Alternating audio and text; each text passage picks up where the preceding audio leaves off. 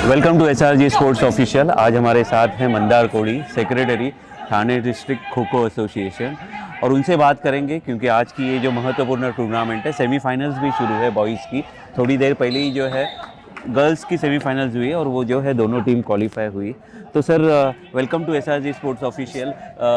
तुम्ही आम्हाला सांगा की ही जी युनायटेड स्पोर्ट्स क्लब आहे ही किती वर्षापासून ही टूर्नामेंट भरवते। आज दत्त जयंती आहे आणि मला वाटतं की तुमचा हा नेहमी हाच जो असतो की तो मुहूर्त असतो की दत्त जयंतीला इथे फायनल्स होतात। हे किती वर्षापासून सर तुम्ही बघताय? या स्पर्धेला झाली आमच्या आता 19 वर्ष झाली। JP कोळी आमचे जे होते खो खो आपले राष्ट्रीय खेळाडू होते ते, आणि जेव्हा खो खो चालू झाला आणि खो खोची पहिली नॅशनल चालू झाली, पहिला त्यांनी Vijayawada, first national Vijayawada, second Jabalpur आणि थर्ड कोल्हापूर, ओके, अशा तिन्ही नॅशनल त्यांच्या झाल्या। अच्छा, म्हणून आम्ही त्यांच्या स्मरणार्थ ह्या स्पर्धा भरवतो। JP कोळी चषक म्हणून त्याला नाव देतो। आणि आमचं दत्त जयंती आमचं उत्सव असते। दत्त आमच्या क्लबचे हे आराध्य दैवत आहे। ओके, आमच्या क्लबचे आमची जुनी इमारत आहे ती आता नवीनच हे करून घेतली, नवीन करून घेतली। आमचं दत्ताच्या तिकडे फर्स्ट फ्लोअरला तिकडेच असतं। तो आमचा हे करून आम्ही ही टुर्नामेंट घेतो, अच्छा, पण त्यांच्या नावाने घेतो। अच्छा, ते 3 झाले। त्याच्यानंतर विजय नाथवा, अजून रजनी ठाणेकर हे सुद्धा नॅशनल प्लेयर आहेत। रमाकांत सुदाम कोळी ते नॅशनल प्लेयर्स आहेत। जवळपास आमच्याकडे नॅशनल प्लेयर्स राष्ट्रीय खेळाडू जे आहेत म्हणजे तेच खूप आहेत आमच्याकडे। अच्छा, जवळजवळ 30-35चा आकडा जाईल, अच्छा, एवढे आहेत। Very good. पंच आहेत, राष्ट्रीय पंच आहेत, ऑल इंडियाचे पंच आहेत। असं आमचं खो खोलाच जास्त ग्रोथ केलेलं आहे। आमच्याकडे क्रिकेटसुद्धा चालतं आणि आम्ही क्रिकेटला MCAला रजिस्टर आहोत। हां, you are affiliated club. Affiliated तिकडे आहे आम्ही। तेव्हा तुकाराम दर्यावरती आमचे जे खेळायचे त्यांनी ते आम्हाला खूप स्वस्तात, आता ते सांगू शकत नाही किती स्वस्तात केलं होतं, कारण आता त्याचं खूप हे झालं म्हणून त्यांची सुद्धा हे आहे। म्हणजे असं सगळं। आणि आमचे जे JP कोळी आहेत ते नुसते खो खो खेळाडू नसून ते स्वतः रंगावलीकार, वाद्यवृंदामध्ये मास्टर, नृत्य करायचे, ओके, स्वतः नृत्य करायचे। अरे रांगोळी खूप सुंदर काढायची। वेशभूषाला आमच्याकडे वेशभूषा असते, वेशभूषाच्या स्पर्धेला ते स्वतः लोकांना तयार करायचे। अच्छा. म्हणजे एवढी कला त्यांच्याकडे आत्मसात होती। तर आता आपण हा इतिहास झाला आणि नॅचरली तो तुम्ही आजही जो आहे बरकरार आहे ह्या स्पर्धेच्या रूपाने आणि वेगवेगळ्या स्पर्धेच्या रूपाने। आपण स्वतः खो खो खेळाडू होता, प्लेयर होता, आणि मला वाटतं 21 वर्षापूर्वी असाल तुम्ही खो खो खेळत, त्याच्याही अगोदरपासून वगैरे। तर त्या जनरेशनमध्ये जे खो खो होतं आणि आज जे तुम्ही बघता, आज हे यंग मुलं जी आहेत ती खेळतायत, अतिशय फास्ट गेम मी बघत होतो, तासभर बघत होतो की बियॉन्ड इमॅजिनेशन फास्ट गेम आहे। तर तुम्ही किती ग्रोथ झाले खो खोची over a period of time एवढ्या वर्षामध्ये? पहिला खो खो चालायचा 7 मिनिटं असायचा, 7 मिनिटावरनं आता तो 9 मिनिटावर आला। खो खोचा स्पीड आता खूप वाढलाय, तेव्हा पण तेवढा स्पीड होतं। तेव्हा स्पीड, स्किल वगैरे ह्या सगळ्या गोष्टी होत्या। आत्तासुद्धा स्पीड आणि स्किल आहे। काही आता म्हणजे जे फाऊल्स आहेत मधले वगैरे ते कमी केलेले आहेत, त्याच्यामुळे स्पीड अजून जरासा वाढला। कसं आहे, आपल्याला जसं जनरेशन होत जातं तसा बदल हा स्वीकार करावाच लागतो। खूप आता मॅटवर गेलेलं आहे। आता इकडे जरी मातीवर खेळलो तरी वरती मॅटवर खेळायचंच आहे। आता वर्ल्ड कप झाला खो खोचा वर्ल्ड कप झाला, तिकडे मॅटवर खेळायचंच आहे। त्याच्यामुळे बदल जो आहे तो स्वीकारणंच जरुरीचं आहे। बदल स्वीकारायलाच पाहिजे, बरोबर, जसं जसं पुढे जाणार तसं बदल स्वीकारायला पाहिजे। कारण खो खो सारखा खेळ म्हणजे असा आहे, खो खो हा प्रॅक्टिस करून सुद्धा आणि जास्त बघून शिकला जातो। अच्छा, आणि जो खो खो खेळायला तयार झाला आणि जो खो खो खेळेल ना, तो त्या खेळाच्या प्रेमातच पडणार। अच्छा, ही खरी गोष्ट आहे, खो खोच्या प्रेमातच पडणार तो माणूस। नाही, तुम्ही बोलताय ते मला पटतंय, कारण मी खूप वेळ इथे आहे, 2 तास आहे, आणि मला खरंच वाटतं की आपण यंग डेजमध्ये आपण ह्या गोष्टी आत्मसात करणं आवश्यक होतं। पण हे मी बघितलं की एक इनिंग 9 मिनिट्सची असते, बरोबर? तर म्हणजे 18-36 मिनिटं ही मुलं पळत असतात।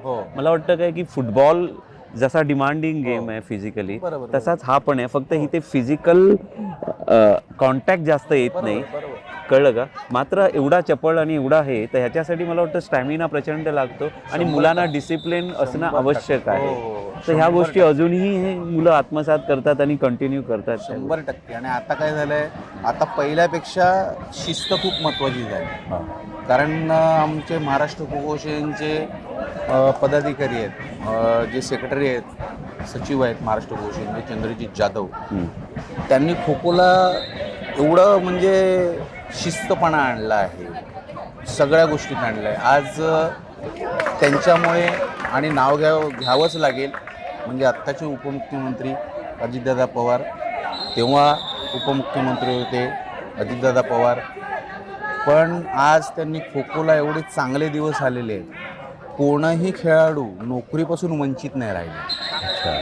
आज क्रीडा धोरणाच्या याच्यामध्ये 5% नोकर भरतीमध्ये पोरं लागत आहेत, सरळ सेवामध्ये पोरं लागत आहेत. त्यांच्याकडे करिअर हा ऑप्शन आहे 100%. मी तर बोलतो पालकांनी पण मोबाईल बंद करून पोरांना क्रीडांगणावर खो खो खेळायला पाठवायला पाहिजे. आणि तुम्हाला सांगतोय म्हणजे पुण्याचं क्रीडा विभाग संचालनामध्ये जी पोरं कामाला लागली, जे नॅशनल झालेले आहेत किंवा विद्यापीठ खेळलेले आहेत वगैरे, सगळ्यात जास्त खो खोची 38 पोरं कामाला लागलेली आहेत तिकडे. ओके. त्याच्यामधली जवळजवळ 17 ते 18 फर्स्ट क्लासमध्ये लागलेली, क्लास 1 ऑफिसर झालेली. अच्छा. इन्कम टॅक्सला काही जण आहेत, MSCBमध्ये आहेत. ठाण्यामध्ये किती टीम्स आहेत खो खोच्या? ठाण्यामध्ये आमच्याकडे आता पुरुष महिला वगैरे, आमच्याकडे अंडर 14ला म्हणजे 14 वर्षाखालीलला जास्त असतात टीम. ओके. मी ठाणे शहरामध्ये म्हणतो, डिस्ट्रिक्ट मध्ये तर आहेतच. ठाणे शहरामध्ये असे किती क्लब्स आहेत की खो खोला प्राधान्य दिलं जातं त्यांच्याकडे? ठाणे शहरामध्ये आमच्याकडे नाही म्हणताना 10 क्लब आहेतच. ओके. प्रॉपर 10 क्लब आहेत. अच्छा. जे प्राधान्य देऊन तिकडे खेळतातच. प्रत्येक टुर्नामेंट घेतो, जसे आता आम्ही घेतो, बाकी सगळेजण टुर्नामेंट घेतच असतात. ओके. आणि मला वाटतं, मला विचारायचा प्रश्न मुद्दा हा आहे की आज युनायटेड स्पोर्ट्स क्लब ठाणे ईस्टला स्टेशनच्या लगत आहे, कोळीवाडा पण आहे इथे, बरोबर. तर त्यामुळे ह्या क्लबमुळे खो खोकडे आकर्षित ह्या जवळपासचीच मुलं जास्त असणार. 100%. त्या मुलांना ह्याचा फायदा होतो. तर ठाण्यामध्ये 10 ठिकाणी असे क्लब्स आहेत की खो खोचा तिथे प्रसार होतोय. आता माझ्याकडं माझ्या युनायटेड क्लबमध्ये आता इकडची तर बाकीची आहेत, पण बाकीची काही ऐरोलीवरनं येतात, कल्याणवरनं येतात, मुलुंडवरनं येतात, अशी पण येणारी आहेत. एक्झॅक्टली. कारण व्हॉट अबाउट द इन्फ्रास्ट्रक्चर, म्हणजे की आणि स्पॉन्सर्स वगैरे मिळतात? तुम्हाला एक सांगतो, आम्ही इथे खो खो जे खेळाडू खेळायला येतात, खो खो खेळाडू जे खेळायला येतात, त्यांच्याकडनं एकही फीज आकारत नाही. बरोबर. युनायटेड स्पोर्ट्स क्लब नाही करत कुठल्याही गेममध्ये, कुठल्याही गेममध्ये आम्ही. माझा प्रश्न हा आहे की ह्या खो खोला शेवटी कसं आहे की कुठलीही स्पर्धा तुम्हाला घ्यायची आहे तर आर्थिक सहाय्य हे आवश्यक असतं. तुमच्याकडे काही स्पॉन्सर्स आहेत, मात्र ओव्हरऑल खो खोला जसं क्रिकेटला बॅक केलं जातं त्या पद्धतीने बॅक होतं का? 100%. अच्छा. कारण आता समज आमचा एखादा मुलगा मुलगी डिस्ट्रिक्ट लेवलला त्याचं सिलेक्शन वगैरे झालं, आम्ही तर तिच्याकडनं काहीच शुल्क आकारत नाही.